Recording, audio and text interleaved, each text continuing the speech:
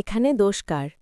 Motivational story Billal Raju প্রকাশকাল ২৬/৯/২৫ বন্ধুরা, আকাশ থেকে যখন ঝুম বৃষ্টি পড়ে তখন আপনি ঘরের জানালা বা গেটের কাছে দাঁড়িয়ে এক মুঠো পানি পান করেন, তখন কিন্তু মোটেই দোষের কিছু না, বরং উপকার।